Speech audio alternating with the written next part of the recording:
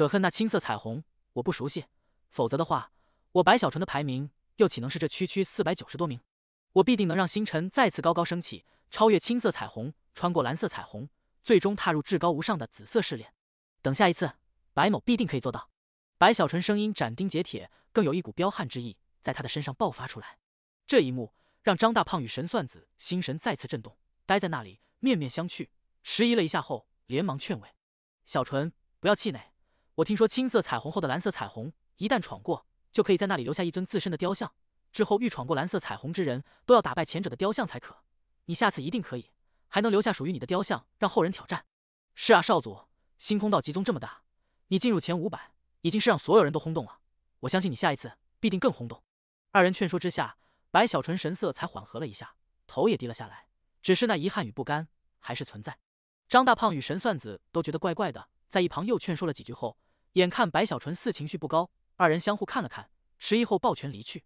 当二人离去后，白小纯神色立刻松垮下来，浮现得意：“哈哈，我这么表现实在是太对了，徐宝才当立一大功啊！”白小纯想到张大胖与神算子的神情，内心振奋时，忽然的远处天空又有一道长虹飞来，正是陈曼瑶。就在陈曼瑶来的刹那，白小纯立刻又抬起头，背着手，神色继续不甘，目中继续深邃。没等陈曼瑶开口，白小纯先说一句：“你不用劝我了。”可恨在陈曼瑶的目瞪口呆下，白小纯把之前的话语又重新说了一遍：“小纯你……”陈曼瑶看着这一刻的白小纯，仿佛第一次认识一样，心神晃动。就这样，在之后的几天，但凡是有人来拜访，他们看到的都是这个模样的白小纯，听到的也都是这么几句话，每一个人都是带着恭贺而来，带着敬佩而去。3天后，徐宝才也处理完了空城客栈的事情，飞升到了空域彩虹上。来到这里的第一件事，他就立刻找到白小纯，在白小纯的洞府内，二人商议了许久，最终徐宝才申请了一大笔贡献点作为经费后，这才踌躇满志的离去。徐宝才在于探寻以及宣传上的确有其特殊的方法，更有独到之处。他这一次为了表现自己，更是使出了全身解数，开始宣传白小纯的天骄事迹。很快的，整个空域彩虹慢慢出现了无数的传言，这些传言有的吹捧，有的贬低，甚至相互之间还有矛盾之处。可越是如此，就越是制造出了大量的话题。这些话题无不与白小纯有关联。渐渐的，白小纯的名字在空域彩虹上逐渐赫赫起来。与此同时，白小纯自己也很卖力的配合，每天都会外出几次，都是在人最多的地方，背着小手，露出一副不甘心的样子。那眼神中的深邃，那神色内的坚毅，使得空域彩虹不了解白小纯的修饰，都感受到了在白小纯身上那种属于真正天骄的强烈的自信与骨子里深深的骄傲。更是因此，使得空域彩虹上不少修士都开始期待白小纯再一次闯星空道极榜。白小纯享受着每次外出时众人的目光，心里成天乐呵呵的。至于那需要1000排名内才可以购买的七彩物海草，白小纯也早就直接买了下来，与他之前准备的那些药草融合在一起，在闭关数日后炼制出了一枚功效忘记的丹药。看着手中这枚散出七彩光泽的丹药，白小纯目中露出得意。这一次，我一定可以感悟出人山诀。白小纯意气风发，想到自己在星空道极榜的彩虹上看到食人石获得的感悟，他信心十足，立刻拿着丹药飞出洞府，踏入万星彩虹，直奔万山谷。万山谷外，白小纯到来时，一看就看到了坐在那大石上，如同石猴一般的石山。白小纯拜见石师兄。白小纯这一次仔细的观察眼前这石山，虽依旧看不出对方修为的深浅，可却感受到在对方身上隐隐有种与星空道极榜内的石人相似的气息。白小纯内心一动，收回目光，抱拳一拜。石山双眼开合，露出一抹金芒，看了看白小纯后，脸上罕见的露出一丝笑容，目中更有深意，点了点头后，没有多说，右手抬起一指旁边，顿时大地震动，一只巨大的石手从地面升起，白小纯轻车熟路，一晃之下踏在了石手上。随着石手下沉，白小纯眼前一花，仿佛传送一般。当一切清晰时，他再次出现在了那充满了无数山峰的奇异世界。再次过来，白小纯目中露出自信，按照自己上次的路线，直奔那如食人之山所在的地方疾驰而去。这一次有准确的目标，他没有耗费太久，便来到了那处食人之山所在的地方，直接就盘膝坐在了山顶。坐下后，白小纯取出丹药，微微迟疑后，狠狠一咬牙：这人山诀是我当年在传承山内获得了全部印记，这才凝聚出的功法，若不把它修炼成，就太浪费了。这一次一定要成功。白小纯深吸口气，看着手中那枚功效是忘记的丹药。人与山容，须忘记，再忘山，而后苏醒。你就是山，山就是你。白小纯喃喃开始按照人山诀的运转，去尝试感悟身下这座山，试图去沟通、去融合，直至这样的尝试在进行了数十次，强迫的成为了身体的一种短时间能延续下去的本能后，白小纯立刻将那枚丹药扔入口中，直接咽下。随着丹药入口，在他的腹部，这丹药融化，形成了无数条热流，直接扩散全身，游走一圈后，竟全部涌向他的头部。轰的一声，白小纯只觉得天雷灭顶一样，整个人脑海瞬间仿佛成为了混沌，一片空白。虽是空白，可他的身体依旧还是延续之前的本能，一直在尝试与这座山沟通感悟，尝试融合。时间流逝，3天过去，这3天里，白小纯一动不动，他忘记了自己，整个人都是空灵的。对于身下的这座食人之山，他也已经忘记，整个脑海都是模糊的，没有任何思绪。直至第7天时，他的脑海里才渐渐出现了一些简单的念头。这些念头的出现，因脑海整体的空灵，所以也飘渺起来。直至又用了数日，这些念头才慢慢凝聚在一起，竟在他的脑海里慢慢形成了一尊食人的轮廓。这轮廓与他身下的山相似，与星空道脊膀他感悟的那巨大的食人也一样相似。直至又过去了半个月，白小纯没有苏醒，可他脑海里的那食人的轮廓却越来越完整，看起来栩栩如生时，外界的星空道极宗内发生了一件轰动宗门，甚至就连星空道极宗的掌门宗主也都关注的事情。公孙婉儿闯星空道极榜。他的闯榜本无人关注，可当他的星辰升起时，其一路惊人的速度以及与众不同的试炼手段，让越来越多的修士为之骇然。赤色彩虹，那火海上，公孙婉儿化身杀神，一路杀戮凶兽，踏着无数凶兽的尸体渡过火海。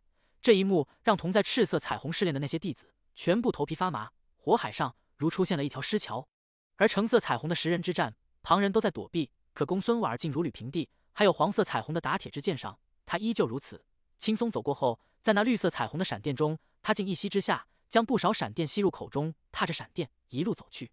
最惊人的是青色彩虹上，公孙婉儿在这里，他只是一出现，竟让此地的所有冤魂都颤抖，竟没有一个敢出现，唯独那巨大的魂帝咆哮而出，与其一战后，竟不分胜负。这一幕让整个星空道极宗都震动起来。要知道，那魂帝的实力堪比寻常的元婴初期。当公孙婉儿踏过青色彩虹，走上蓝色彩虹时，万山谷内，白小纯全身一震，双眼缓缓睁开，目中露出茫然。在那茫然中，隐隐可以看到他的瞳孔内似有食人的虚影，一闪即逝。白小纯茫然了半晌，目中才渐渐有了清明。直至半炷香后，他深吸口气，整个人恢复过来，仿佛是睡了一场很长很长的觉。白小纯觉得自己脑袋都有些运转生涩了。成没成功啊？白小纯揉了揉眉心，从这石山上站起，晃动了一下身体后，又感受了一下修为，回想之前的感悟，他也不知道自己算不算成功，因为无论怎么回忆，都是一片空白。这个白小纯迟疑了一下，右手抬起，按照人山诀的运转方式，立刻掐诀。就在他掐诀的刹那，白小纯全身猛地一震，他睁大了眼，感受到了自己的体内，此刻突然的有一股狂暴之力竟爆发出来。与此同时，他的双目瞳孔中食人虚影正快速凝聚，当这凝聚到了极致时，他体内的爆发力也到了巅峰，仿佛他的身体成为了桎梏，使得这爆发力无法传出，如同一个鼓起的球。白小纯下意识的就张开口，在他张开口的瞬间，一声闷闷的仿佛不似他的声音从其口中咆哮而出。随着咆哮，他的身体外竟出现了一尊巨大的虚影，这虚影足有10丈之高，远远一看，赫然是一尊半透明的巨大食人。随着咆哮，白小纯一跃而起，他目中露出狂暴之意，体内的爆发力让他在这一刻有种不吐不快之感，右手握拳，向着一旁的另一座山峰直接隔空一拳。天地轰鸣，一股大力爆发出来，那山峰颤抖，竟在这隔空一拳下直接崩溃爆开，四分五裂。一股狂猛的冲击更是向着四周轰隆隆的扩散，掀起无边云海卷动。远远看去，以白小纯为中心，他的四周竟出现了一个巨大的漩涡。这气势之强，似与寻常的元婴初期也都不遑多让。这是力量的爆发，这是肉身之力的一种运转方法，或者说，这是肉身之力的一种秘术。与白小纯的碎喉锁、撼山撞、不死劲一样，都是秘术。一拳之后，白小纯全身震动，身体外的巨大食人虚影刹那模糊，眨眼就消失无影。他身体一晃，面色微微苍白，可目中却露出不可思议的激动。与不死长生功不同，虽不如碎喉锁以及撼山撞可持续多次施展，但这人山诀的爆发力却是最强的一个，其霸道的程度超越了碎喉锁。白小纯估算了一下，那一拳有种似将体内所有力量全部叠加在一起的感觉，一拳打出，身体都空了不少。虽然如此，可换来的却是那惊天动地、让云海倒卷的一拳。哈，我终于修炼成了，从此之后，这人山诀就是我的杀手锏了，哼哼，结丹一下，我白小纯无敌。白小纯振奋，这一刻他觉得自己已经非常厉害了，趾高气昂的一飞而出，直奔万山谷出口。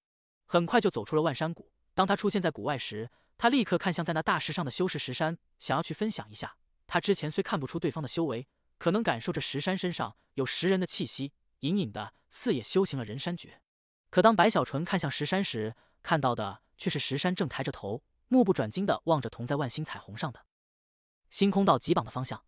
石师兄，我修炼成了！白小纯振奋地高呼一声。石山神色肃然，依旧看着星空道极榜的方向，对白小纯这里应付了一下。石师兄，我说我修炼成了人山诀。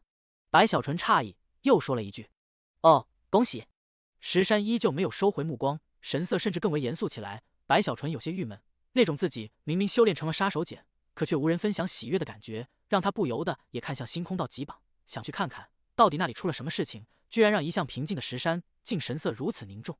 就在白小纯看去的刹那，他立刻就看到了，在那蓝色彩虹上，此刻有一颗星辰散发出惊人的璀璨，光芒刺目。尤其是当白小纯凝望着星辰时，他的脑海里立刻就浮现出了公孙婉的名字。啊！白小纯一愣，立刻取出一枚令牌，耗费贡献点去仔细查看。这一看之下，他立刻就睁大了眼，看到了在那蓝色彩虹上，公孙婉正在与一个青年交战。那青年穿着青色长袍，修为结丹大圆满，面无表情，身体外环绕无数雷霆闪电，在与公孙婉交战时施展的神通远超铜镜。可就算是如此，居然在公孙婉的意志之下，这青年全身震动，竟轰的一声，直接四分五裂，崩溃爆开。这一幕让白小纯吸了口气，更是让这一刻所有关注这一战的星空道极宗修士全部轰动。要知道，那蓝色彩虹上雕像是在这之前闯过彩虹者留下的自身雕像，准确说，此人正是如今在紫色彩虹上排名第8位的星空道极宗的绝世天骄。想要闯过蓝色彩虹，必须要战胜前者的雕像，只有如此，方可踏入紫色彩虹。这一刻，在公孙婉战胜雕像的瞬间，一尊公孙婉的雕像凝聚出来，屹立在了蓝色彩虹上。这代表着，此后之人若想要闯过这蓝色彩虹，必须要战胜公孙婉的雕像才可。与此同时，公孙婉这里，他的身体消失，出现时赫然在了紫色彩虹上。几乎在他踏入紫色彩虹的瞬间，代表公孙婉的星辰也从蓝色彩虹上升起，出现在了紫色彩虹中，成为了这里第9颗星辰。这一幕引起了无数人的哗然与惊呼。要知道，这一代的星空道极榜多少年来，在那紫色彩虹上只有8颗星辰，可眼下多出了第9颗。而一旦踏入紫色彩虹，根据星空道极宗的门规，是可以向宗门提出一个不过分的赏赐。与此同时，所有花费贡献点去观看这一战的修士，眼前都一花，再无法看清，这是规则使然。星空道极榜前6道彩虹试炼都可观看，唯独这最后一道的紫色彩虹，除非有资格踏入，否则的话，外人无法观看丝毫。没有几个人知道那紫色彩虹上的试炼究竟是什么。可很快的，随着公孙婉离开了紫色彩虹，他的名次成为了第9名后，无数的猜测在整个星空道极中传开。可无论如何，哪怕公孙婉止步在了第9名，可他这一次的崛起实在是惊艳绝伦，轰动宗门。尤其是在他走出星空道极榜后，竟立刻就有一道法旨从万星彩虹的掌门宗主所在之地顿时传出：公孙婉，同意你的要求，免去你质子身份，准许成为星空道极宗核心弟子。这法旨一出，引起的震动与哗然更多，无数人还是首次知道这公孙婉居然是质子身份。在这议论纷纷时，白小纯傻眼了。他首次觉得这公孙婉也太厉害了，可心中却酸酸的有些不服气，同时回忆曾经的一幕幕，警惕更高。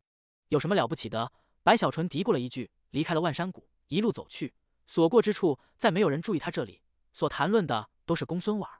白小纯心中更酸了，直至回到了空域，看到空域彩虹的修士全部都在谈论公孙婉后，白小纯郁闷的回到了洞府，坐在那里一咬牙：我也能，我上次都到了青色彩虹了，可那些鬼太多了啊！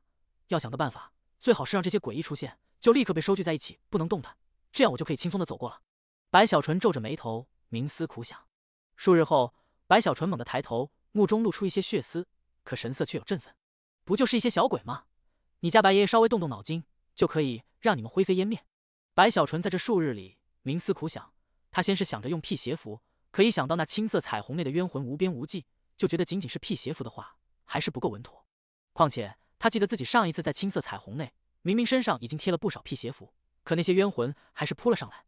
辟邪符不行，还是需要丹药才把握更大一些。白小纯目中露出昂扬之意。这数日的时间，他的脑海里已经推演出了一种新的药方。这药方所需的药草不多，只是起到辅助作用，真正需要的是他在灵犀宗时就始终研究的引力斥力之法。我要炼出一种灵药，可以让那些冤魂一下子被收聚到一起。白小纯一想到自己若是真的炼制出了这种丹药，一扔出去，立刻四周无数冤魂嗖的一声，就立刻被吸来的一幕，马上就激动了。他眉飞色舞，站起身在洞府内走来走去，脑海里不断的再次分析推演。半晌之后，一拍大腿，就这么办了。那引力斥力形成的光球可以撕裂衣服，更可以凝聚幻物，只要搭配完整，一定可以凝魂。白小纯想到这里，有了决断，顿时冲出洞府去向魔堂内，换取了不少药草。回来后立刻就选择闭关。3天后，他的洞府内传出轰鸣声。白小纯红着眼，望着丹炉内被他炼制出的一枚白色的灵药，拿在手中后，深吸口气，开始凝聚自身的斥力引力。这种斥引之法极难修炼，白小纯这里也是花费了数十年的时间，不断的研究后，才勉强掌握了一丝。直至用了数个时辰，他才将足够的斥引之力融入丹药内。带着激动，他从储物袋内取出铜镜。假叶藏，给我出来！随着白小纯的话语传入铜镜内，假叶藏的浑身子一抖，有心不出，可却不敢，只能哭丧着脸飞出。主子，你……可还没等假叶藏的魂说完，白小纯大吼一声：“收！”他说着，一把捏碎手中丹药。轰的一声，白小纯身上的衣服瞬间崩溃，4分5裂后，露出了赤条条的身体。假叶藏也被吓得惨叫起来，可叫着叫着，却露出诧异：“啊，我没事，哈哈，我没事。”假叶藏惊喜，赶紧检查自身，确定自己什么事都没有后，他激动不已，瞄了眼已经待在那里的白小纯，发现白小纯的眼睛更红后，假叶藏一哆嗦，小心翼翼地躲在一旁。他觉得这一刻的白小纯一定很危险。白小纯呼吸急促，死死地盯着捏碎丹药的右手，没有理会假叶藏，目中血丝弥漫，带着执着，重新换上一件衣服后，再次炼丹。又过去了3天，收！白小纯大吼一声，捏碎丹药。轰鸣传出，他身上的衣服这一次无损，可他的身体却是在这丹药爆开的刹那，被一股大力猛地斥了出去，直接就撞在了洞府的墙壁上。因力度太大，就连洞府的墙壁都出现了裂缝。好半晌，白小纯才从墙壁上的人形凹槽内爬下来。他面色苍白，可神色的执着却更为强烈，带着粗重不一的呼吸。白小纯发了狠，咬牙继续。一旁的假叶藏看到这一幕，也都吸了口气。他这是要炼什么药？在过去了4天，当白小纯再次拿着丹药准备捏碎时，他眼内的血丝之多，使得他的目光仿佛都成为了红色。甚至这一次，他是背靠着墙壁，认为万无一失后，才咆哮着捏碎丹药。收啊！轰的一声，这一次他衣服没碎，也没有被斥力推出，可身体却不受控制，如被吸引一样，直接向前飞去，撞在了另一侧的墙壁上。当咔咔声下，那墙壁也出现了裂缝后，假叶藏看着如被镶在了墙上的白小纯，哆嗦得更厉害了。他这不是炼丹，而是要作死啊！假叶藏心惊肉跳的同时，更是内心惴惴起来。他不担心白小纯自杀，他恐惧的是付出这种代价炼制出的丹药，且明显是要拿自己来试药。那么一旦白小纯炼制成功，自己的下场必定更凄惨。白小纯彻底怒了，挣扎中从墙壁上爬下来后，再次沉浸炼药中。又过去了数日，当经过改良之后，新的灵药被炼制出来，他融入了引力斥力后，索性身体钻到了一处之前碎出的墙壁裂缝内，确保这一次前后斥引自己都不会受伤严重后，白小纯这才狠狠咬牙，正要一把捏碎。主人，你放过我吧！假叶藏承受不住了，立刻哀嚎起来。相信我，这一次我一定成功。白小纯安慰一句，用力捏碎了丹药。轰鸣声再次传出，这一次不是斥引散开，而是在丹碎的同时形成了一股自爆之力，哪怕白小纯藏在了裂缝内，也依旧被波及，整个洞府都震动了几下。白小纯惨中身体被炸了出来，趴在那里许久，这才带着疯狂重新坐了下来，玩命一样继续炼制。假叶藏觉得自己要崩溃了，他不知道未来等待自己的是什么，可这种未知成为了煎熬。尤其是假叶藏一次次的看着白小纯捏碎丹药后的凄惨，他的恐惧更多，已到了极致。主人，你给我个痛快吧！当在过去了数日，假叶藏看到白小纯居然还要尝试时，哭嚎起来。他是真的希望白小纯能给自己一个痛快，在他感受自己仿佛是要被砍头的死刑犯，每一次镰刀落下，却偏偏砍歪，一次一次又一次，那种感觉才是最痛苦的。相信我，这一次我一定成功！白小纯低吼，捏碎丹药，轰鸣之声又一次爆发。时间流逝，2个月后，白小纯的洞府在这经常出现的摇晃下，已经摇摇欲坠，甚至他的身体，若非是那强悍的肉身，怕是早就把自己给弄成重伤。终于，在这一天，在贾叶藏已经崩溃绝望时，轰鸣声中，一股狂暴的吸力刹那传遍四方，贾叶藏的身体不受控制的瞬间就被吸了过去，眨眼间就被凝聚到了白小纯的手中。哈哈，我终于成功了！白小纯激动，此刻的他披头散发，很是狼狈地站在如同废墟的洞府内，神色振奋，甚至有种莫名的感动。2个月的时间，不仅仅是贾叶藏在煎熬，白小纯一样如此。眼下，他终于将这丹药炼制出来，调配好了引力斥力，使得这丹药一旦碎裂，就可将魂体瞬间吸来。此丹就叫做聚魂丹。白小纯仰天大笑，虽疲惫，可却意气风发。他甚至在脑海里已经想好了，等自己休息一番，恢复精力后，就去继续闯星空道极榜。这一次，我一定要让那些小鬼们好看。白小纯得意无比，又炼制了几枚聚魂丹后，盘膝坐下，开始吐纳。在之后的1个月里，白小纯疯狂地炼制聚魂丹，只要是精力不够，就立刻打坐吐纳。如此反复之后，不但聚魂丹数量惊人，他的修为甚至都在这消耗与恢复中精进了一些，距离金丹后期只差一丝。这一天，白小纯炼完丹药，正盘膝吐纳，可没过多久，他忽然睁开双眼，抬头看向洞府外时，露出诧异。很快的，就有3道长虹竟同时飞来，里面正是神算子、陈曼瑶以及徐宝才。这3人神色都带着焦急，直奔白小纯洞府。以白小纯如今金丹中期巅峰，距离后期只差一丝的修为，他在看到3人的刹那，立刻就从他们的神色内感受到了一丝不对劲。少佐，张大胖出问题了！小纯，快去救张大胖！3人刚一临近洞府，没等洞府门开启，他们焦急的声音就立刻传入洞府内。白小纯听到话语后，面色猛地变化，瞬间起身，袖子一甩，洞府大门轰轰开启，他的身体如一阵狂风，直接就冲了出来。我大师兄怎么了？白小纯一把抓住神算子，呼吸急促，急声问道：“张大胖结丹，生死危机！”神算子被白小纯抓住后，看到了白小纯的紧张，知道事情重大，没有啰嗦，立刻开口：“张师兄1个月前就出现了结丹的征兆，于是他去闭关。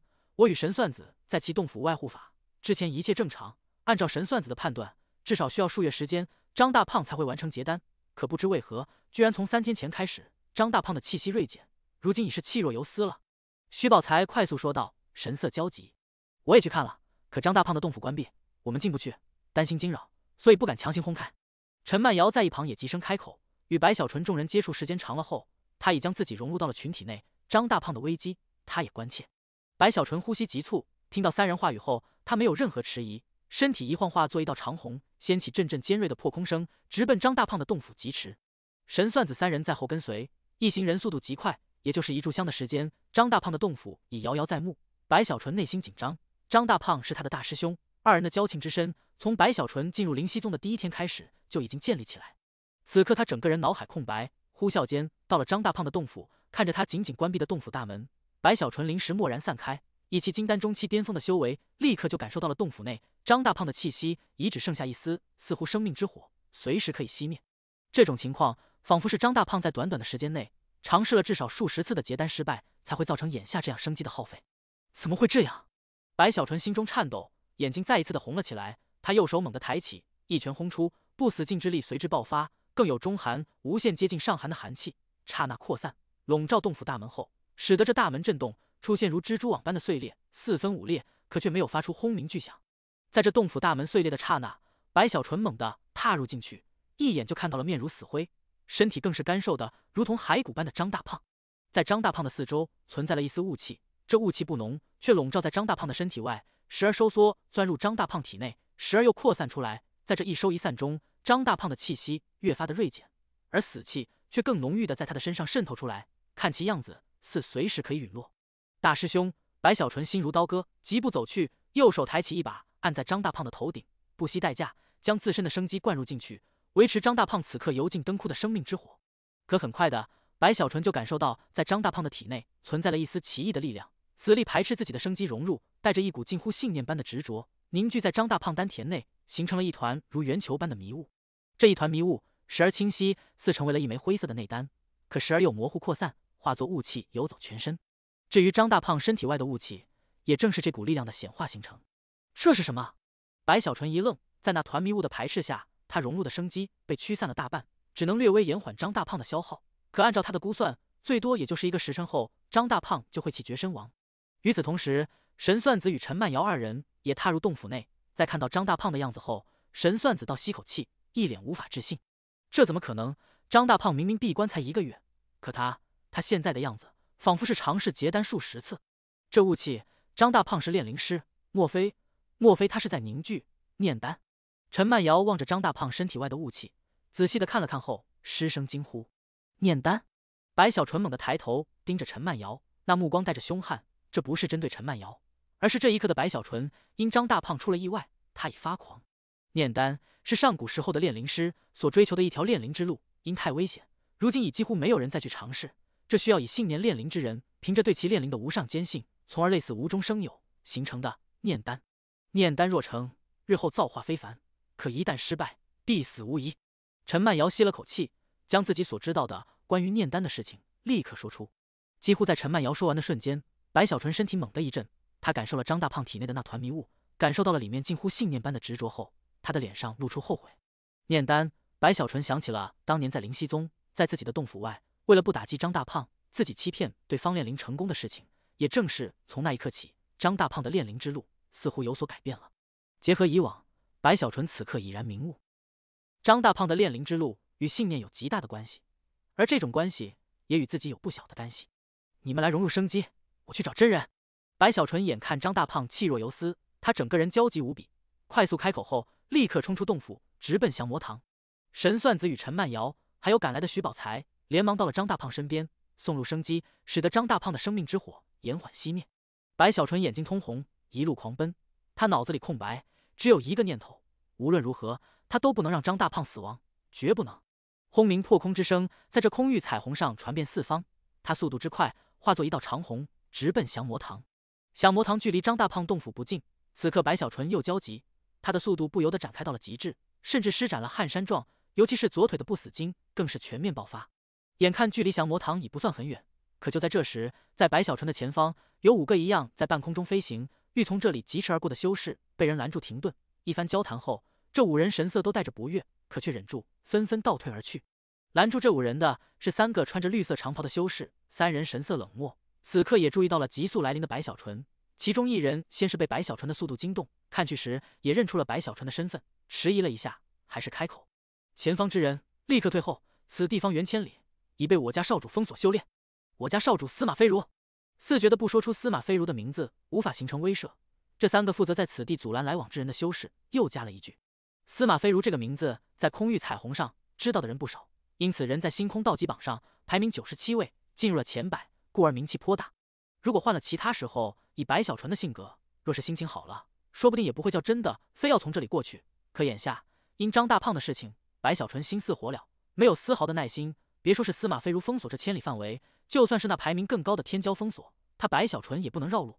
这一刻，每一息都极为关键。白小纯直接视若无睹，展开全速，轰鸣而来，直接就临近3人。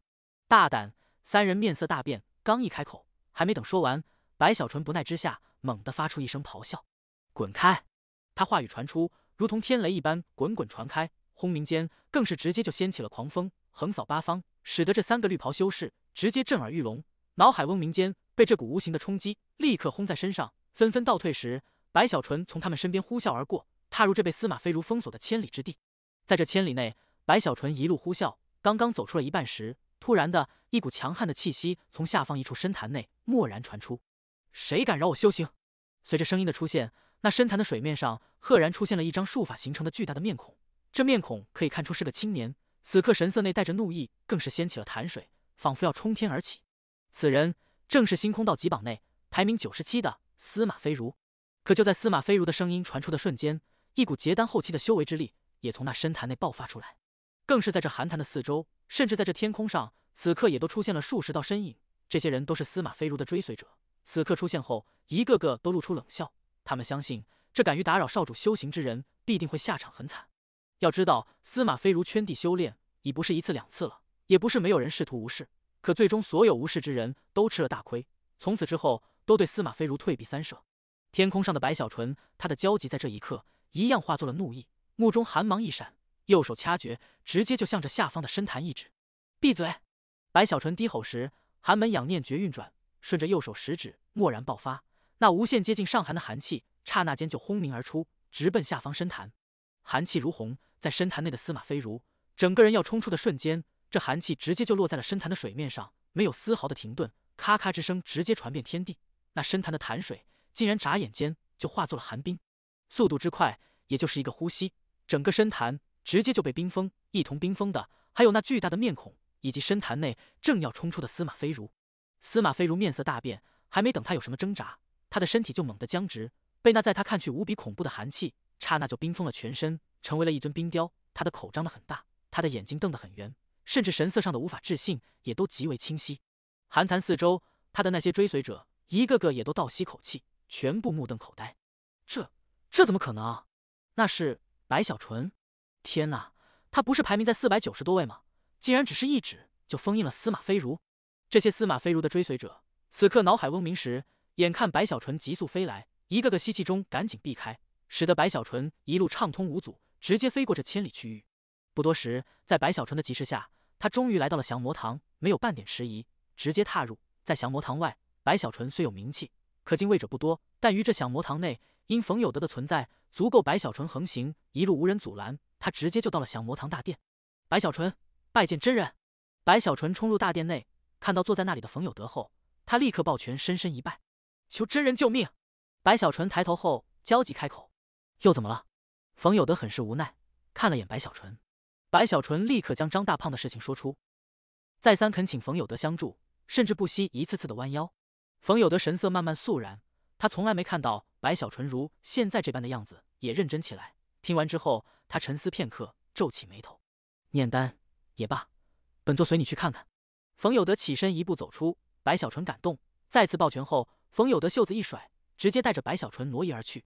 刹那消失，出现时赫然在了千里之外，再次瞬移后，竟直接就出现在了张大胖的洞府外。这种瞬移之法让白小纯心神震动，来不及去羡慕，带着冯有德直奔张大胖洞府。神算子与陈曼瑶还有徐宝才眼看着白小纯竟把冯有德请来，立刻拜见退后，让开道路。冯有德在意白小纯，至于其他人他根本就不放在眼里，看都不看。走到了张大胖的身边后，右手抬起按在张大胖的眉心，神识更是散开。仔细的观察后，他的面色逐渐凝重起来。看到冯有德神色，白小纯内心咯噔一声，脸上苍白起来。的确是念丹。半晌，冯有德抬起手，皱着眉头，缓缓开口：若是此子结丹的半个月内，老夫还有办法帮其化解，可如今他已油尽灯枯，气若游丝，距离死亡也只是一步之遥，老夫没有回天之力，帮不了他。冯有德叹了口气，看向白小纯。白小纯仿佛被一个重锤轰在了心头，面色惨白，踉跄的退后几步，神色内露出悲哀。他感觉自己的心在这一刻4被绞碎，一种说不出的痛让他呼吸都苦难。脑海里浮现的都是自己与张大胖的一幕幕。就没有别的办法了吗？白小纯不甘心，他看着如骸骨般的张大胖，目中慢慢出现了更多的血丝，整个人看起来仿佛癫狂。他和你是什么关系？冯有德目中露出一抹深邃，沉声问道。他是我大师兄。白小纯望着冯有德，他的双眼内露出的执着以及那股不惜代价也要去救张大胖的决心，让冯有德内心一震。对于白小纯这里，冯有德始终都是看在那位大人物的承诺才照顾有加，可直至这一瞬，当他看到白小纯的目光后，他感受到了在白小纯身上存在的一股他已经很久没有见过的情绪。没想到此子如此重情重义，冯有德内心喃喃，以他的修为还有年纪，自然能看出白小纯的行为是虚假还是真意。此刻沉吟半晌后，他转身再次观察张大胖，半炷香后，冯有德忽然开口：想要救你大师兄也不是没有办法，元婴修士虽无法相助，可若有天人境的前辈出手，必定可以，甚至都不一定需要天人出手，只需一丝天人之力，也可让你大师兄体内的念丹拨乱反正，顺利结丹。冯有德看向白小纯，声音传出时，白小纯身体震动，目中刹那间露出强烈的光芒。天人之力，如何获得？我愿倾注所有贡献点去购买。白小纯没有丝毫迟疑，蓦然开口，那目中的坚定与果断，让一旁的神算子等人都清晰感受。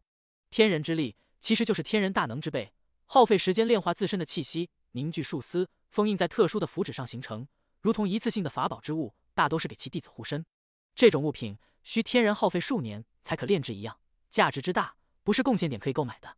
冯有德摇头，神算子吸了口气，与身边的徐宝才相互看了看，这种天人境弟子才可以拥有的护身之物，想要获得的确是太难了。白小纯面色再次苍白，可依旧还带着期望，他相信冯有德一定还有话语。想要获得天人之力，要么就是拜一位天人为师，身为弟子，自然可以拥有一份要么就是去闯星空道级榜，只要能进入紫色彩虹，就可以向宗门提出一个不过分的赏赐，你可以要求一份天人之力。冯有德望着白小纯，慢慢开口：“紫色彩虹，这怎么可能？徐宝才师生，他来星空道集宗已不短了，虽这几个月才到了彩虹上，可在空城时，他对于星空道级榜就有很多了解与消息的打探，知道进入紫色彩虹的难度之大，无法形容。紫色彩虹也正是星空道级榜的最后一道试炼。这一代的星空道集宗弟子，在公孙婉之前只有8人成功，公孙婉是第9人。一旦再有人踏入紫色彩虹，立刻就可以成为第10人。不但是徐宝才这里师生，一旁的神算子与陈曼瑶，他们虽对白小纯有信心，可一听想要获得天人之力，竟是要踏入紫色彩虹时，也都面色变化，看向白小纯。白小纯沉默，可只是沉默了几个呼吸，他就抬起了头：“我还有多少时间？也罢，老夫将你大师兄带回象魔堂，亲自守护。可就算是这样，你也最多只有6个时辰。”冯有德轻叹一声：“多谢真人，我现在就去。”白小纯听到这句话，眼睛赤红，如同蕴含了刀锋，呼吸却异常平稳，没有任何迟疑，甚至都没有丝毫去考虑自身。这一刻，他考虑不了太多，蓦然转身，冲出洞府，直奔传送阵。6个时辰，空域彩虹上，白小纯整个人气势轰然而起，滔天一般。他的身上在这一刻更是露出了久违了的置之死地的铁血不屈搏命之意。他不希望张大胖死，不希望身边一切熟悉的面孔消失。尽管修真界的残酷他已知晓，尽管他明白自己的力量微弱，无法改变太多，可他没有放弃。当年凌雪开战，他没有放弃；逆河与空河一战，他没有放弃；传承山一战，他依旧没有放弃。现在，他更不能放弃，因为这才是他的修仙之路，这是他自己的选择，这是他的执着。白小纯展开修为，全面爆发，轰鸣中直奔传送阵，在这里传送。踏入万星彩虹后，他一路飞奔，到了星空道级榜所在之地。从离开张大胖的洞府到星空道级榜入口，整个过程他只是用了半炷香的时间。此刻星空道级榜大门外，修士数量进进出出，足有数百，还有不少人是长时间在此地观望，想要通过其他人闯榜的画面来增加自身成功的把握。整个星空道级榜入口外，声音鼎沸，很是嘈杂。当白小纯到来时，立刻就有人注意。毕竟白小纯之前虽只是闯到了400多名，可那一路的不同寻常，使得他这里很是瞩目。白小纯，他又来了，这才多久啊？我听说过此人，他似乎对之前的失败很是不甘，这一次说不定可以在排名上更进一步。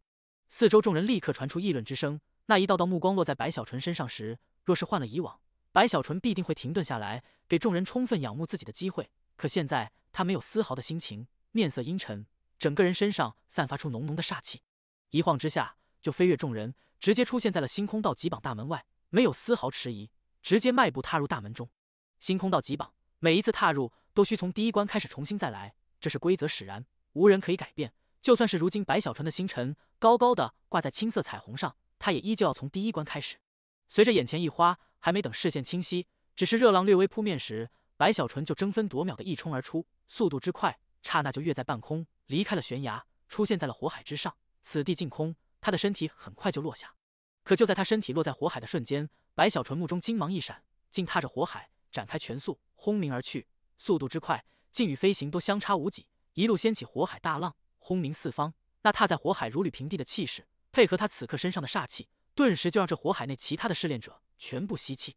与此同时，外面的众人也有一些以贡献点观看白小纯的试炼，本是打算再见证一下游泳之事，可却看到了这一幕，立刻心头狂震，惊呼出声，引起其他人的注意后，更多的修士都看向白小纯。竟与第一次不一样，这一次他是踏海而去。天哪！公孙婉的杀戮虽震撼，可这白小纯此次的踏海一样惊艳。在这外面的阵阵惊呼中，白小纯面色阴冷，速度不但没有减少，反而更快，只是用了大半炷香的时间，他就直接的横渡了这片浩瀚的火海，来到了海的尽头，踏入第2关。第2关，黄色彩虹内，2个石人正在相互厮杀，无数巨石、地刺、风暴弥漫时，白小纯的身影出现，他依旧没有停顿半点，依旧是直接向前疾驰。巨石也好，风暴也罢，还有那地刺，这一切的一切，竟不知为何在靠近白小纯这里时全部崩溃。这还不算什么，真正让外面的观望者骇然震撼的是，那2个正在彼此打斗的石人，居然在看到了白小纯后，竟停住了厮杀。送我过去！白小纯身子一跃而起，人山诀运转，尽管没有变化石人，可却散出了人山诀的气息。他再次来到这里，看到那2个石人时，他就有种强烈的感觉，那是一种很亲切，似乎可以沟通的感觉。随着他话语传出，让外界众人不可思议的一幕出现了。那2个10人其中之一目露奇芒，竟一把抓向白小纯，没有伤害丝毫，而是向着镜头的出口狠狠的一抛而出。轰的一声，借助那10人的大力，白小纯自身的速度再次爆发，相互融合之后，他的身影如同一道流星，轰轰中直接就飞越了第2关的战场，踏入镜头传送阵，出现在了第3关。整个第1关、第2关的过程只是1炷香的时间。这一幕让外界的所有人全部心头狂震，议论无数。天哪，这白小纯，他之前在隐藏实力。在这哗然中，外界的修士立刻将此事传了出去。很快的，更多的星空道极宗修士在不同地方都抬头看向星空道极榜的彩虹。与此同时，白小纯出现在了第3关。这一关正是那巨大的铁匠所在的试炼之地，那条通往尽头的道路正是一把正在被锤炼的大剑。到了这里，白小纯依旧没有迟疑丝毫，甚至他都没有选择走那条健身之路，而是一跃而起，直奔下方寒海。没有去吸收寒气，而是在踏入寒海的瞬间，白小纯全身寒气爆发，所过之处寒池竟出现了冰封的征兆，如第1关的火海一样。白小纯展开全速轰鸣而去。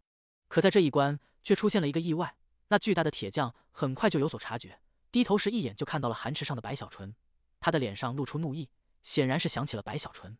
一声咆哮后，铁匠的大手猛地伸出，直奔寒池，向着白小纯一把抓来。就在这大手来临的瞬间，白小纯整个人煞气爆发，不但没有闪躲，反而在那大手临近的刹那，不死长生功运转到了极致，尤其是他的左腿不死筋全力凝聚肉身之力，向着那来临的大手直接一脚踢了过去。轰鸣之声惊天动地，更是掀起了寒池无尽的海水。白小纯全身震动，喷出一口鲜血，可却借助那大手的反震之力，使得他的速度一下子就暴增数倍，轰鸣间直接飞跃远去。而那大手一样顿在那里，从与白小纯左脚接触的区域，瞬间就出现了无数的青筋。这些青筋如同封印，密密麻麻刹那蔓延，使得这大手竟无法立刻抬起。铁匠怒吼，猛地一握拳头，顿时那些青筋崩溃，这才重新抬起。可这么一耽搁，白小纯在那暴增的速度下，已临近镜头所在，一跃之后，身影刹那消失，整个过程依旧是不超过半炷香。踏入第4关，绿色彩虹闪电凝桥。这一关的试炼，白小纯在出现时毫不在意，速度始终持续爆发，任由那些闪电不断的轰鸣，他的速度依旧极快，踏上闪电桥，呼啸而去，一路闪电狂暴，甚至他的身影都被淹没在内，可却无法让他停顿半点。半炷香后，他的身影就出现在了这一关的尽头。当他消失时，外界所有观望之人全部目瞪口呆，一片死寂。前4关一共花了2炷香的时间，天啊，他上一次到底隐藏了多少实力，竟能达到如此惊人的程度？比之前的公孙婉儿似乎还要霸道，还要疯狂。他要到青色彩虹了。之前这白小纯就是在青色彩虹上止步，外界众人都看出了白小纯状态的不对劲，可却没有深思，而是更关注他在这青色彩虹上如何去度过。青色彩虹，冤魂世界，墓碑无边无际。在白小纯出现的瞬间，这些墓碑上立刻有青烟升起，凝聚出一个又一个模样凄厉的冤魂，他们死死地盯着白小纯，发出了惊天动地的嘶吼咆哮。看到如此多的冤魂，白小纯内心颤抖，他对于这些鬼物有种说不出的害怕。可虽然如此，但他别无选择。闭嘴！冤魂咆哮，白小纯一样怒吼。他时间紧迫，脑海里根本就容不下其他的思绪，此刻满脑子都是要在6个时辰内踏入紫色彩虹这一件事情。这关乎张大胖的生命。随着他的怒吼咆哮，那些冤魂嘶吼中全部飞出，直奔白小纯而来。同样的，白小纯没有退后，甚至他的速度也都没有减少丝毫，猛地冲出，直奔那些冤魂而去。这一刻，外界的星空道极宗修士有太多人都在观望这一幕，一个个都目不转睛，要去看白小纯这里如何度过这曾经止步的青色彩虹。这白小纯看来是要在这里施展什么神通之术了。这青色彩虹考验的是在那无穷无尽的冤魂中坚持的时间以及灭去冤魂的数量，尤其是后者最为关键，所以对于自身的灵力不能浪费丝毫，要严格的把控。那公孙婉儿可是开创了一个奇迹，竟让那些冤魂不敢去战，齐齐避开，唯独那魂帝不受影响，这可是前所未有的事情。不知这白小纯会灭去多少魂。就在这外界众人全部议论时，青色彩虹内，白小纯在那狂暴的速度下，与前方无尽的冤魂眼看就要碰触到了一起。远远看去，这里的冤魂之多，仿佛可以化作一片魂海。轰鸣中，这无数冤魂的嘶吼更是惊天动地。可就在他们要与白小纯接触的刹那，白小纯突然的右手一拍储物袋，手心内出现了一枚丹药。这丹药白色，没有任何药香散出，看起来很是寻常，毫不起眼。外界众人看到后都是一怔，有些不清楚白小纯为何在这关键的时刻还要取出丹药。可下一瞬，当白小纯把这丹药向着地面狠狠一砸后，他的口中传出了一声低吼：“收！”轰的一声，那丹药碰触地面，直接碎裂。在碎裂的瞬间，一股外人看不到的波纹骤然的向外扩散开来。与此同时，白小纯前方呼啸而来的那些冤魂，竟一个个神色大变，他们的身体居然不受控制的被改变了方向，不再是扑向白小纯，而是直奔丹药碎裂之地。似乎有一股无法形容的惊人吸力在这一刻猛然爆发，轰鸣间，那些冤魂就被吸到了一起，10个、100个、1000个，直至万个。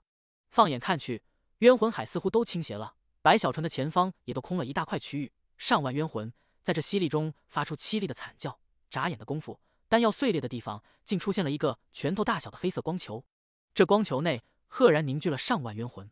这一幕让外面的众人全部脑海嗡鸣，彻底傻眼。与此同时，白小纯没有停顿，继续飞奔时，他的手中出现了一个又一个聚魂丹，每一次扔出都会让一片区域的魂刹那间被吸到一起。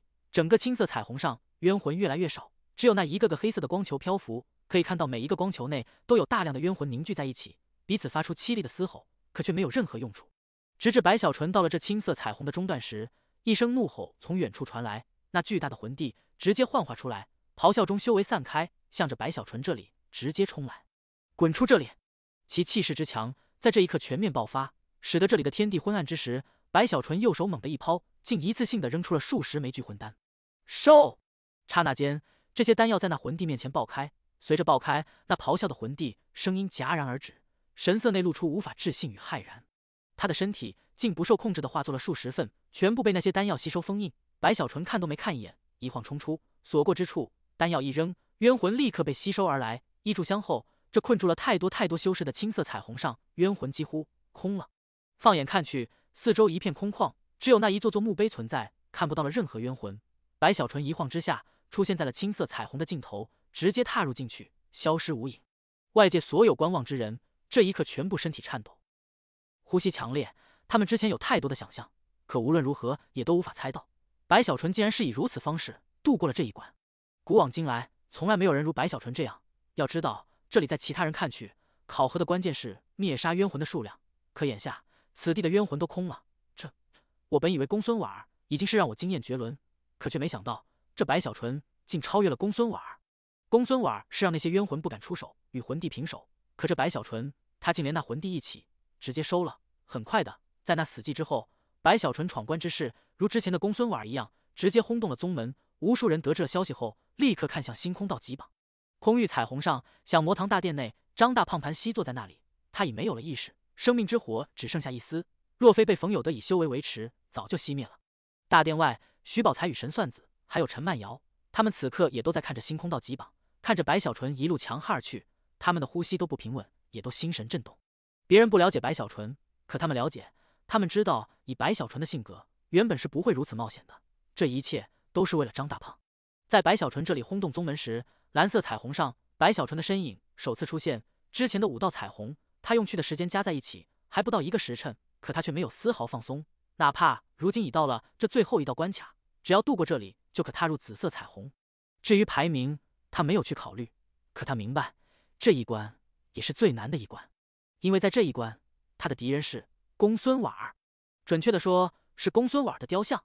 青色彩虹不大，只有10000丈范围，万丈外则是一片模糊之地，看不清存在了什么，也无法走过去。在这10000丈范围的中心，那里竖立着一尊雕像，这是一个女子的雕像，相貌极美的同时，还给人一种诡异之感，似有阵阵寒气散出，使得四周的地面呈现出淡淡的蓝色。几乎在白小纯出现的刹那，这雕像的双目内幽芒一闪，出现了灵动，慢慢的抬起了头，目中露出冰冷的寒芒，直接就落在了白小纯身上。那目光如同刀子，似可以穿透白小纯的双眼，直接刺入他的心神中。白小纯脚步一顿，有种强烈的危机感。他不是没有与公孙婉儿交战过，可自从他于血溪宗回来后，公孙婉儿给他的感觉就很不对劲。他说不出什么地方有问题，可却本能的不愿意多接触。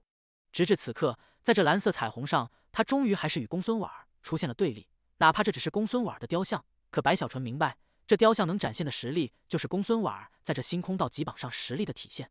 他更是知道，除非公孙婉儿有隐藏，否则的话，雕像与其本人在战力上没有太多区别。尽管少了灵动，可且因这雕像并非活物，不知疼痛，所以从某种程度上来说，也算抵消，达到了平衡。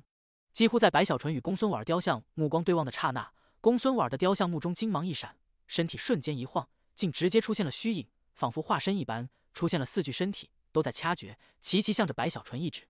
这一指之下，立刻就有4道不同颜色的光芒散出，彼此凝聚后，赫然形成了一朵4色花瓣的冰花，旋转中直奔白小纯而来。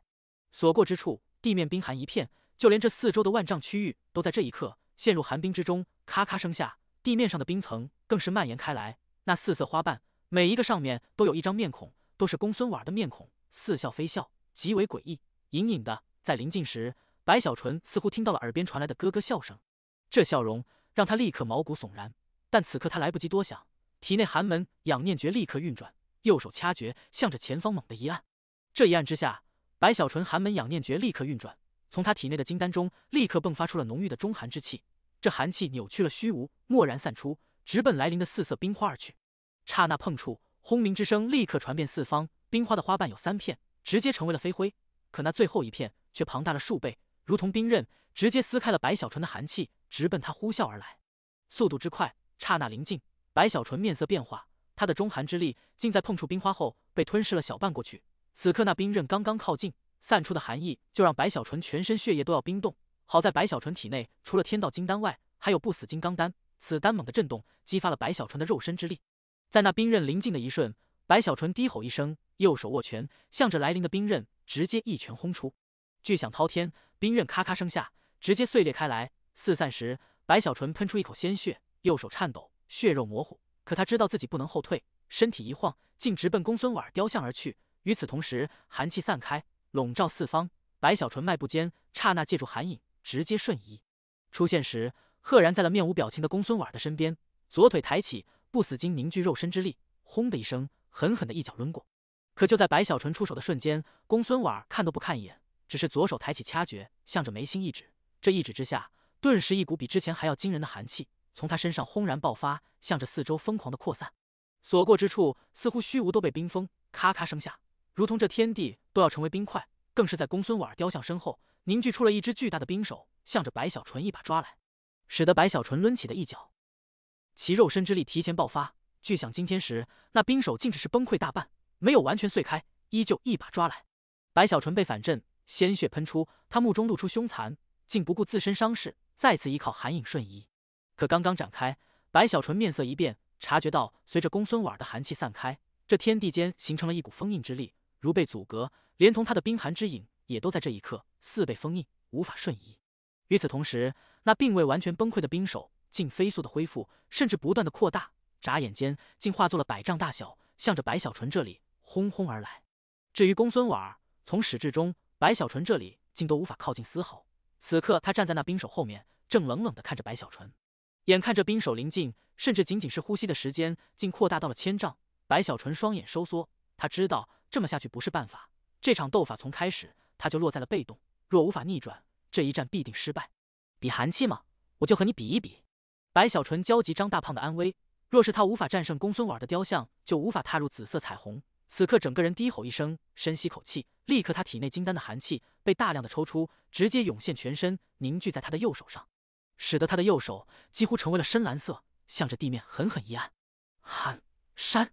白小纯咆哮一声，轰鸣间，他体内的寒气直接爆发出来，涌入地面后，一座冰山在他的面前骤然凝聚，四周的寒气更是冰封一切。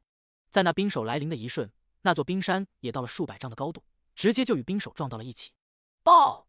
白小纯眼睛赤红，体内的寒气在这一刻全部都释放出来，他的经脉都在刺痛，他的身体似乎没有了知觉，积累下金丹内的寒气，此刻轰然扩散。这是不惜代价，这是不遗余力，这更是一种类似同归于尽的疯狂，使得那冰山疯狂的膨胀，直接到了1000丈。在与冰手碰触后，传出了一声震动这片世界的滔天轰鸣。轰轰轰！冰手崩溃，冰山碎灭，一股冲击之力向着四周轰隆隆的扩散。白小纯首当其冲，喷出鲜血，身体倒卷时，公孙婉儿的雕像第一次的在白小纯这近乎疯狂的举动下被波及到了身躯。他全身一震，咔咔声中，身体上赫然出现了一道触目惊心的裂缝，这裂缝从眉心开始蔓延到了嘴角，看起来很是恐怖。这一战只是刚刚展开，可二人之战的惊心动魄，让外界观望之人全部都凝重无比。尤其这是公孙婉儿刚刚成为前10不久，正是风头正盛之时，而白小纯以金丹中期的修为，竟只是略落下风。这一幕立刻让外界全部轰动不已。金丹中期与后期一战，这白小纯藏得真深。他是寒气，公孙婉儿也是寒气，这二人之战相互难以克制，就看谁更高一筹了。没想到这白小纯竟能走到这一步，甚至星空道级榜上排名在前100之人，也都在听说了此事后纷纷动容，全部都放弃了自身的修行，立刻观望起来。毕竟这种程度的斗法，平日里不多见，甚至排名在前10之列的巨擘之修，也都有那么几人，在各自的洞府内凝神关注。蓝色彩虹战场上，白小纯气喘吁吁，擦去鲜血，盯着公孙婉的雕像。当年在灵犀宗时，白小纯曾与公孙婉交战，当时对方也曾施展寒气，只是如今再战，对方的寒气之风让白小纯这里很是心惊。他不知对方的寒气是如何修行，可不管过程如何，从结果来看，竟隐隐超越自己的中寒。除此之外，二人修为也有很大关联，毕竟自己只是金丹中期，虽距离后期只差一丝，可依旧还是中期。而公孙婉的雕像此刻展现出的修为波动，赫然是结丹后期。不管如何，这一战我一定要胜。白小纯目中寒芒一闪，他的寒气此刻已全部展现，借助那类似同归于尽般的疯狂行为，终于伤到了对方，改变了之前的被动局面。此刻要去抢夺先机，他身体一晃，左脚在地面狠狠一踏，肉身之力轰然爆发，化作了极致的速度，直奔公孙婉雕像。同时右手一拍储物袋，立刻一把飞剑呼啸而出。这些飞剑都是炼灵数次之宝，在飞出时更有一道乌光闪耀，正是逆龙角。以逆龙角为中心，其他飞剑辅助，形成了剑雨，彼此交错，如同剑阵，直奔公孙婉雕像。白小纯速度极快，右手2指已伸开，有黑芒闪耀，正是他的碎喉锁。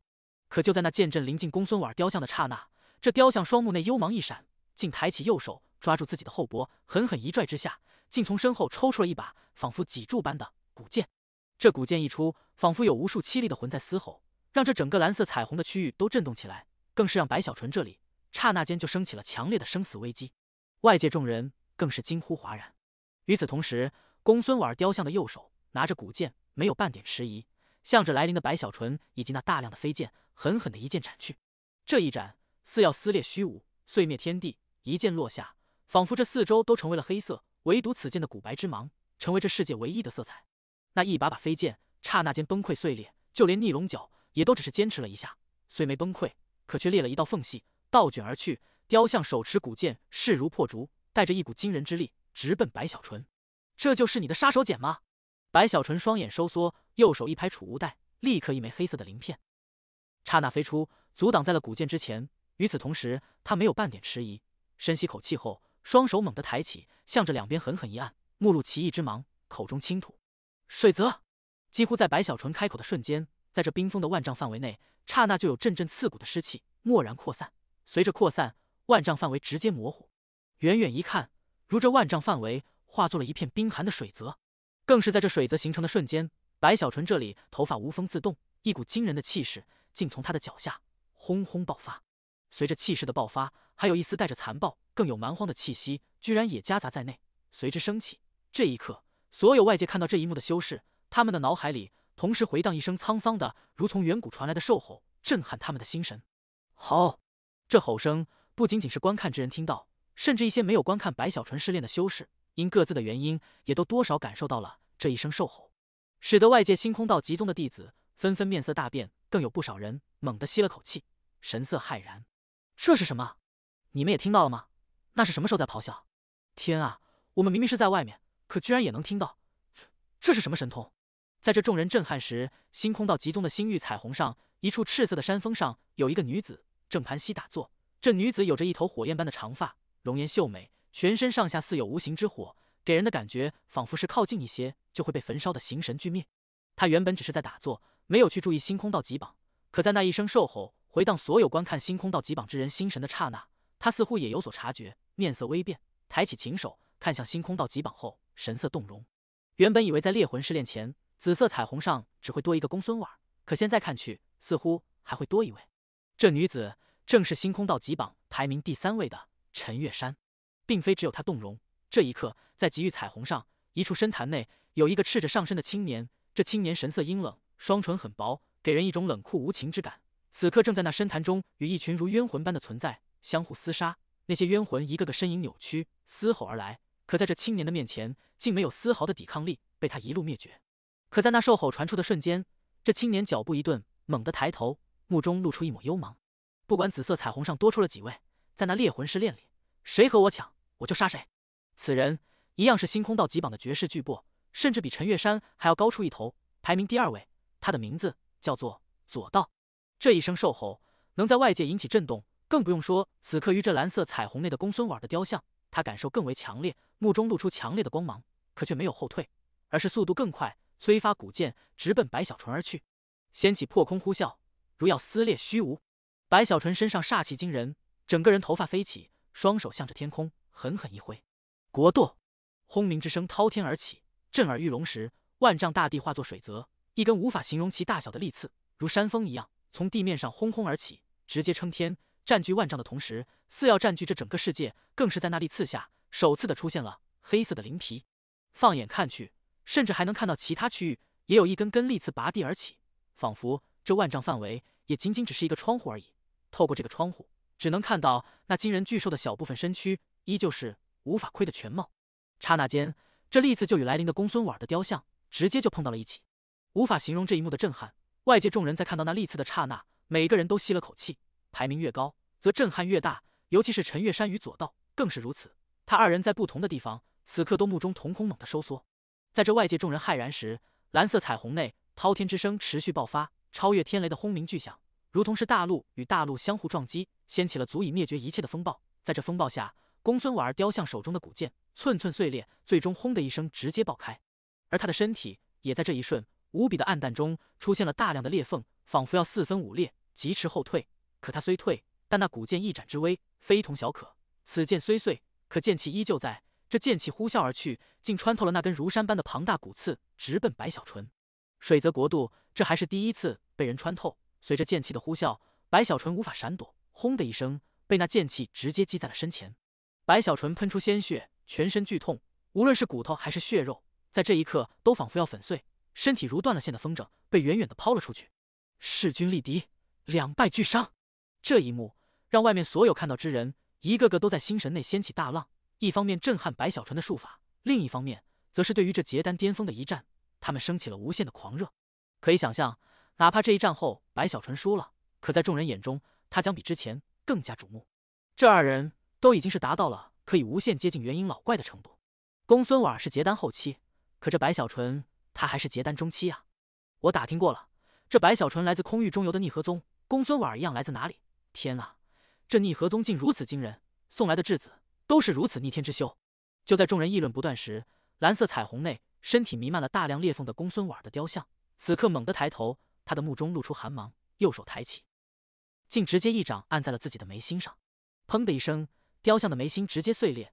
他身上裂缝更多的同时，却有一股肆藏在身体深处的本命之寒，竟顺着身体的裂缝向外疯狂地扩散出来。随着扩散，咔咔声不断传出，那些寒气竟在公孙婉的雕像身体外不断的冰封，使得公孙婉的身躯竟在这眨眼间化作了数丈之高的巨大冰人。若仅仅是成为冰人也就罢了，在他身躯磅礴的同时，有一种似可以灭绝生机的寒气竟随之扩散出来，充斥万丈范围。眨眼间，整个蓝色彩虹寒气冰封天地。这寒气太强，在出现的瞬间，万丈范围外弥漫在四周的虚无居然也都无法承受，直接成为了寒冰，还有地面，还有裂缝，这里所有的一切在这一刻，在这寒气的扩散下全部冰封。咔咔之声成为了这世界里似乎唯一的声音，而他的身躯也在更快速的磅礴。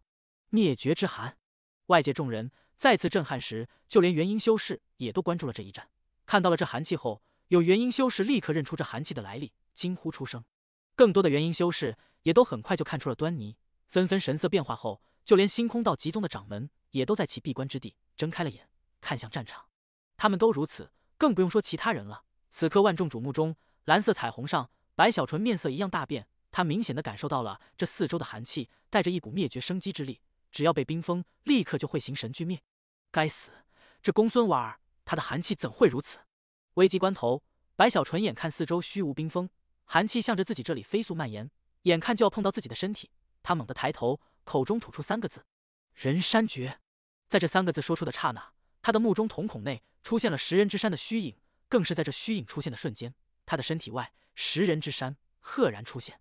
人与山容，人就是山，山就是人。轰轰轰！白小纯身体消失，出现在众人眼中的，赫然是一尊足有数十丈之高的巨大的石人。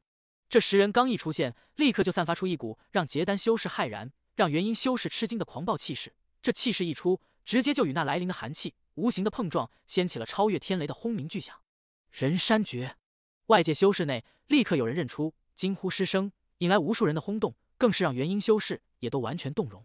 公孙婉的灭绝之寒本就让他们吃惊，此刻又看到人山诀居然再现，这吃惊更多。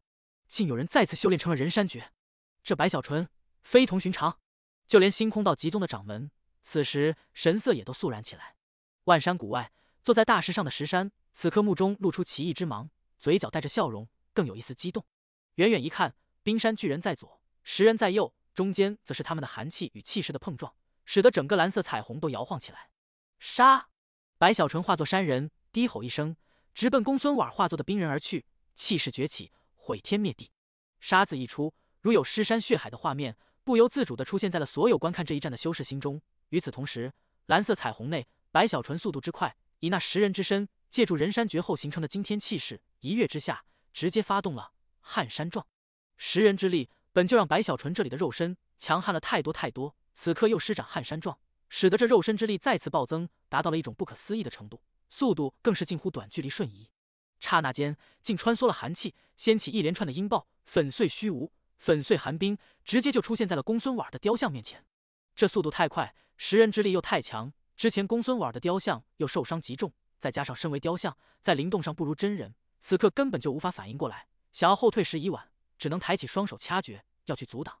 白小纯红着眼，他已拼了一切，若这样还无法战胜对方，那么他不但失去了进入紫色彩虹的机会，更是失去了救助张大胖的可能。这一切他不能接受，他脑海里只有一个念头：我必须要上。白小纯怒吼，临近的瞬间，他的左脚猛地抬起，以其10人的身躯，一脚直接践踏下去，轰在了公孙婉雕像所化冰人的双臂上。这是不死长生功的肉身之力，被人山诀扩大后，又被撼山撞加持，更有不死劲之力蕴含，从而形成的灭绝一击。轰鸣之声滔天传出时，白小纯那一脚彻底落下，整个蓝色彩虹猛地震动。公孙婉的雕像抬起阻挡白小纯左脚的双臂，在与白小纯相互碰触的刹那，立刻寸寸碎裂，轰鸣崩溃，使得白小纯那一脚势如破竹，摧枯拉朽，直接落在了公孙婉雕像的胸口。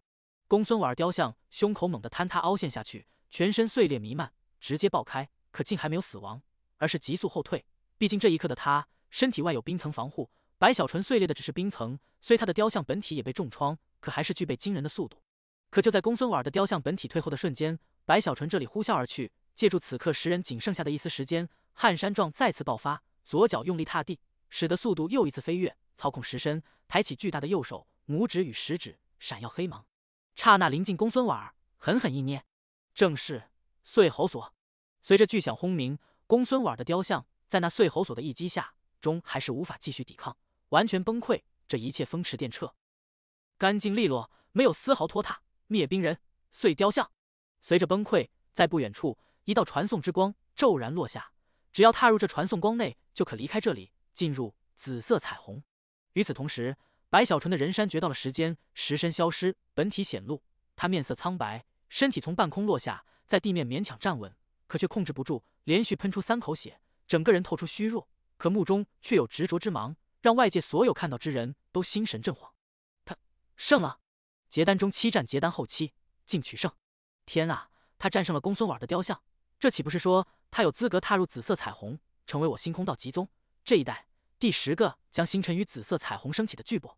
星空道极榜外轰动到了极致，这一刻，甚至大半个星空道极宗都轰动起来，其程度比公孙婉之前闯榜还要强烈更多。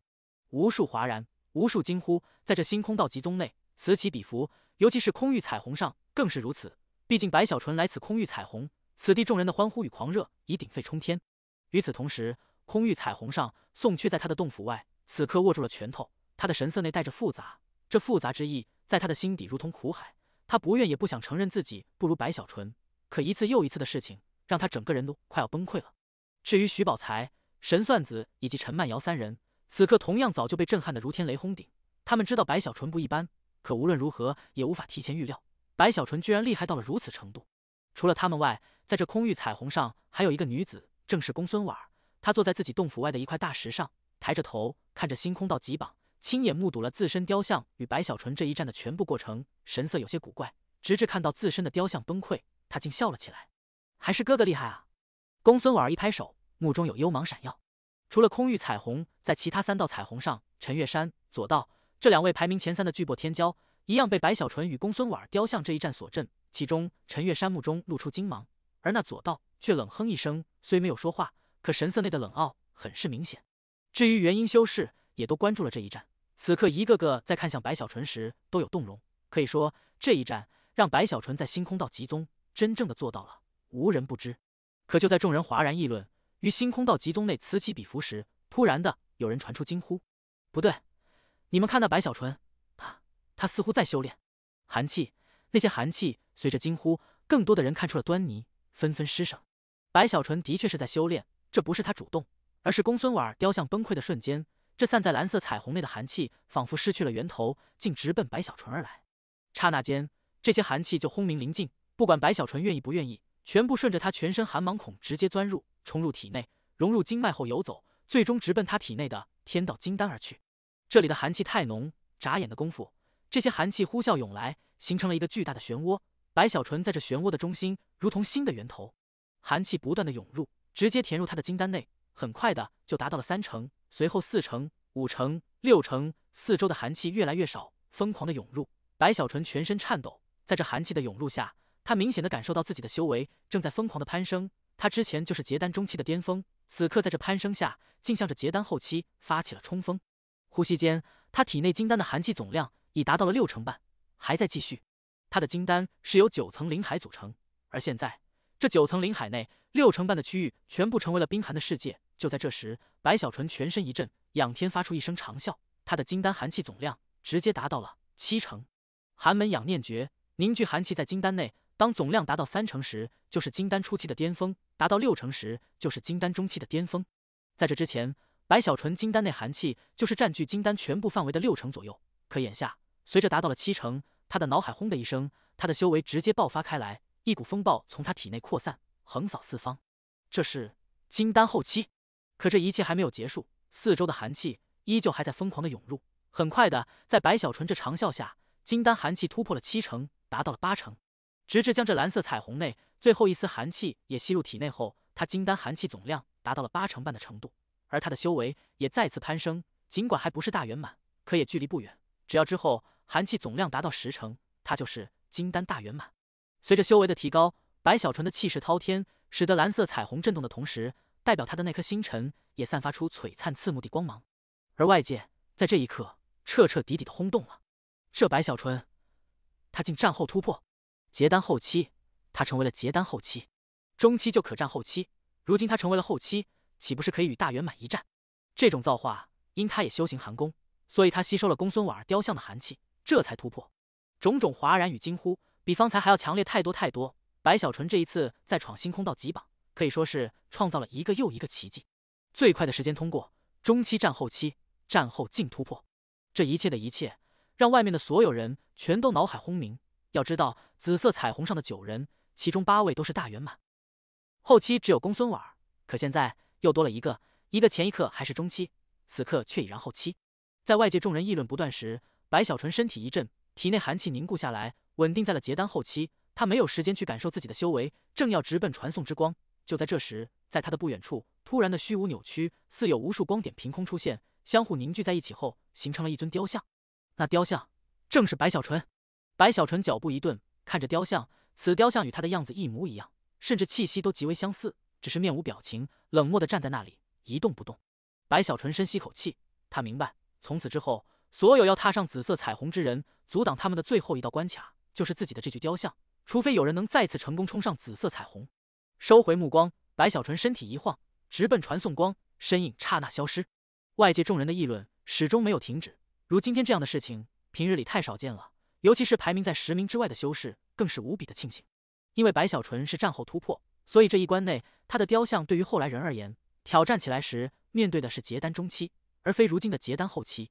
而那雕像也代表的是身份，在没有人可以将其打败前，无人可以再踏上紫色彩虹。外界的呼吸声众多，凝聚在那雕像上的目光，甚至比凝聚白小纯本体的还要更多。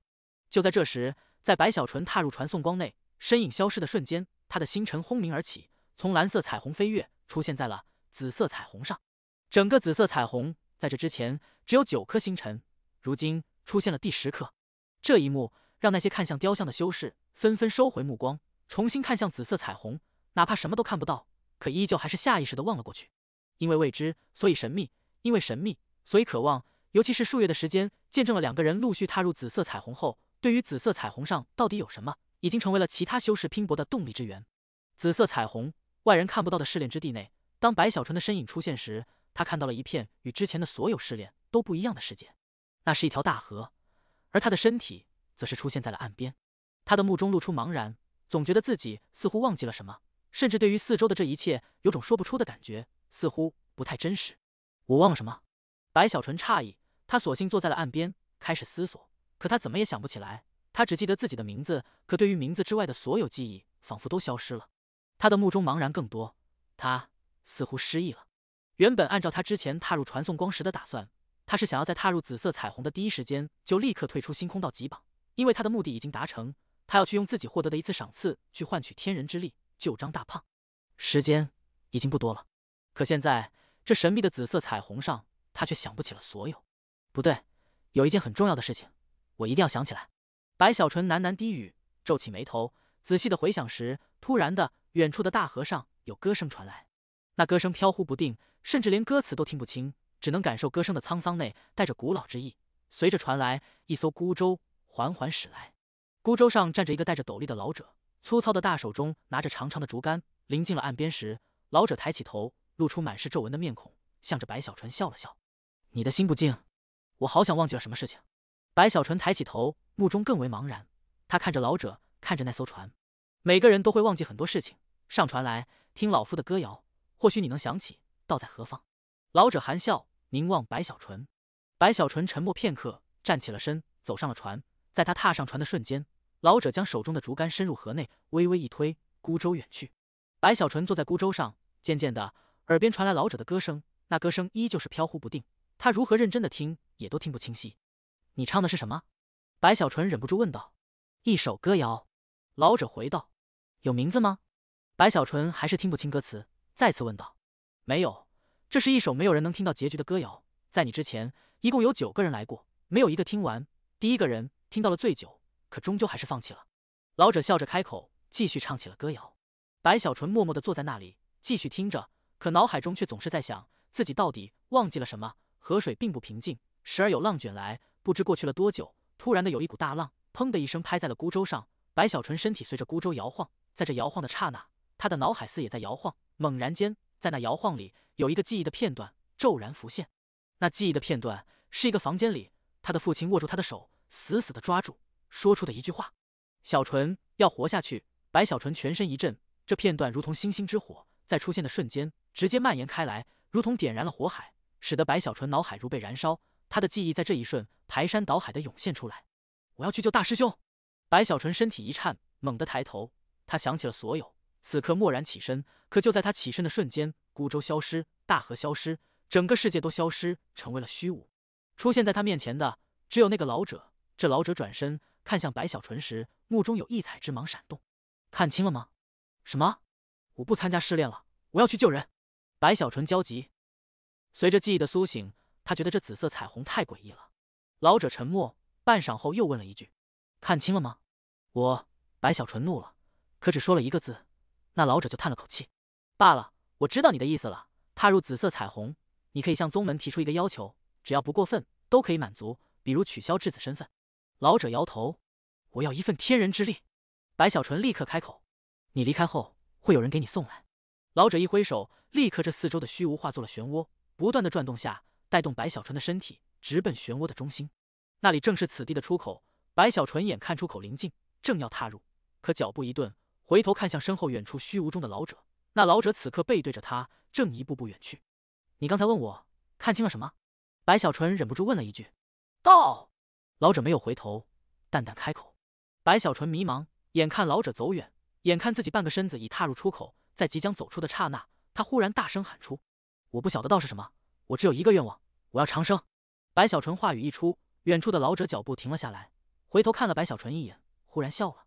这也是道。轰的一声，白小纯身影消失在了漩涡内，四周的一切刹那消失无影。当白小纯再出现时，他赫然是在了星空道极榜的入口外。几乎刚刚现身，他就听到了四周传来的无数的议论之声。随着眼前一切清晰，白小纯也看到了自己所在之地，更是看到了四周无数修士那带着羡慕与尊敬的目光。与此同时，从万星彩虹内掌门所在之地，有一个威严的声音蓦然传来，回荡八方：“逆河宗之子白小纯，同意你的要求，赏天人之力一份。”随着声音的传来，一道长虹从天空呼啸，刹那临近，出现在白小纯面前时，化作了一片叶子。这叶子晶莹剔透，散出天人之威。所有感受这威压之人，全部都心神震动，呼吸压抑，仿佛是全身修为都被压制了一些。这叶子正是一份木属性的天人之力，这是一份，不是一丝。当白小纯的身影出现在星空道极榜外时，随着掌门的声音回荡，四周观看了白小纯试炼的众人全部心神震动，齐齐看向白小纯。这一刻，万众瞩目，那无数狂热的目光，若是换了其他时候，白小纯一定会给众人一个可以近距离接触自己的机会。可眼下，他没有任何心情。在拿到天人之力的瞬间，白小纯身体猛地飞出，化作一道长虹，在那众多的目光下，直奔远处的传送阵。他不知时间过去了多久，此刻焦急，要尽快回到空域彩虹降魔堂去救张大胖。随着白小纯的离去，他的身后传来阵阵议论之声，这些声音密集众多。这一刻的白小纯已经是站在了这一代星空道极宗弟子的巅峰之列。前10，尽管没有人知道白小纯在紫色彩虹上经历了什么，可不管如何，他都是紫色彩虹上的第10颗星辰。随着白小纯的远去，可以想象，用不了多久，他的名气在这星空道极宗内将达到了一个前所未有的高峰。白小纯一路呼啸，速度极快，没有心情去炫耀自己的成绩，而是用最快的速度来到了传送阵，刹那消失，出现时已回到了空域彩虹。刚一走出传送阵，在这传送阵的四周，不少空域彩虹的修士一眼就认出了白小纯，纷纷目露崇敬，齐齐拜见。拜见白师兄。白小纯着急张大胖那里，在这些人拜见时，他只是点了点头，就呼啸远去。以他如今结丹后期的修为，展开全速，化作一道长虹，直接破空而去。一路如同横冲直撞，可却没有任何人敢于阻拦丝毫。即便是从其他堂口内飞跃而过，也都无人阻拦。毕竟星空道极榜第10这个排名，足以让白小纯在星空道极宗内享有极大的特权。此刻呼啸间，只用了半炷香的功夫，白小纯就来到了降魔堂。刚一踏入降魔堂区域，降魔堂内的修士一个个都立刻走出，齐齐拜见，神色内带着尊敬。这尊敬的目光与之前的不一样。之前白小纯没有闯星空道极榜时，众人虽尊敬，可却是表面而已，骨子里都轻蔑白小纯狐假虎威。而后白小纯排名在400多位时，他们才有所改变。直至如今，白小纯将星辰于紫色彩虹上升起，他们对白小纯的态度彻底改变。拜见白师兄。白师兄，诸如此类的声音，随着白小纯在降魔堂内疾驰，从四周的修士口中陆续传出，其中有不少都是白小纯眼熟之人。尤其是当他到了降魔堂大殿前，云道子在那里看到白小纯后，他深吸口气，竟抱拳很是夸张的深深一拜：“恭喜白师兄！”神算子、徐宝才以及陈曼瑶也在大殿外看到白小纯后，三人神色内都露出激动。白小纯深吸口气，向众人点了点头，神色凝重的直接冲入降魔堂大殿。刚一踏入，就看到了枯瘦如骨的张大胖盘膝坐在大殿中，他脸上露出痛苦的表情，生机已经暗淡的几乎消失，整个人死气弥漫。若非是在他的身边的冯有德始终凭着元婴修为吊命，怕是早就灭亡。真人前辈，我将天人之力带来了。忧心忡忡的白小纯眼看张大胖如此，内心更为焦急，立刻就取出了获得的那片木属性的叶子。几乎在白小纯开口的同时，冯有德抬起头，右手虚空一抓，立刻白小纯手中的叶子飞出，直接漂浮到了张大胖的头顶。冯有德神色肃然，掐诀一指那片叶子，这叶子微微一颤，散发出青色的光芒，顿时就有一丝丝青色的气息从这叶子上散出，飞速的钻入张大胖的体内。张大胖全身一震，脸上的痛苦慢慢消散，甚至还出现了一丝红润。其身体四周的雾气在钻入他体内后，首次没有从其体内重现散出，而是在他的丹田内慢慢的凝聚起来。白小纯眼看如此，紧张的心情这才稍微松缓了一下。冯有德此刻也深吸口气，站起了身。有这天人之力辅助，你大师兄的结丹将无大碍，只不过他生机消耗太大，这一次的结丹怕是至少需要半年才可结束罢了，就让他留在这里吧。冯有德缓缓开口。多谢真人。白小纯激动，抱拳深深一拜，又看向张大胖，确定张大胖的确无碍后，这才真正的放下心，随着心头彻底一松，一股疲惫感顿时弥漫全身。与公孙婉儿雕像的一战，对白小纯而言，耗费的不仅仅是修为，还有精力，再加上对张大胖这里生死危机的焦虑。此刻一切终于好转，他知道张大胖需要安静，所以离开了大殿，没有回洞府，而是在这响魔堂内找了一间空宅，盘膝吐纳，休养生息。这一休息就是3天。3天内，整个星空道集宗的轰动持续的攀升，白小纯的名字早已赫赫八方，甚至他的来历也都被人打探得清清楚楚。而逆河宗也渐渐被星空道集宗的修士提起，毕竟星空道集榜前10中有2位都是来自逆河宗，这逆河宗非同小可。难以想象，逆河宗的2位质子都已列位前10。我还听说，那白小纯离开逆河宗时，还曾带了一些护道者，想来那些护道者应该也都不凡。种种议论扩散宗门的同时，白小纯的那些护道者的身份也都被一一挖了出来。宋缺、张大胖、徐宝才、神算子、陈曼瑶，他们5人的名字也慢慢的在这议论中出现。对于此事，徐宝才没觉得什么，甚至还觉得很荣耀。可对宋缺而言，这让他的内心再次升起强烈的不甘。于是，在第4天，宋缺突然走出洞府，直奔星空道集榜。他要向所有人证明，他宋缺就算不如白小纯，也不会相差太多。宋缺的闯榜，因他是白小纯的护道者，所以也引起了一些小轰动。尤其是当他最终的排名进到了600多位时，这轰动也逐渐的大了不少。而在宋缺之后，陈曼瑶也踏入星空道集榜，排名不高不低，与宋缺相差不多。甚至神算子也都不甘心的去闯了一下，用了全力，最终排在了900多位。至于徐宝才，他迟疑后不敢，琢磨着自己就算是去了，也进入不了1000，索性不去丢人了。虽徐宝才没去，可宋缺、陈曼瑶以及神算子的闯榜，将逆河宗的名声再次抬起。空域彩虹的掌教甚至亲自下旨，将这消息通告逆河宗，并送去了一些赏赐过去。那些赏赐不算什么，空域掌座的态度才是关键。甚至因白小纯等人的表现，使得中游修真界内其他3大宗对于逆河宗也都不得不忌惮起来。尤其是白小纯与公孙婉的前10排名，更是让中游其他3宗纷纷心惊，选择了与逆河宗缓和关系，加深接触。逆河宗内几个老祖在知道了这一切后，全部都振奋起来。小纯这孩子，他无论在什么地方，都如星辰一样，露出让一切尘埃都无法遮盖的光芒。韩宗老祖仰天大笑，所有的弟子无不欢欣鼓舞，尤其是侯小妹、宋君婉等人更是激动非常。时间流逝，很快过去了1个月。这1个月的时间，白小纯的名字在星空道集宗内已经真正的做到了无人不知，甚至星空道集宗的几位天人也都听说，有了关注。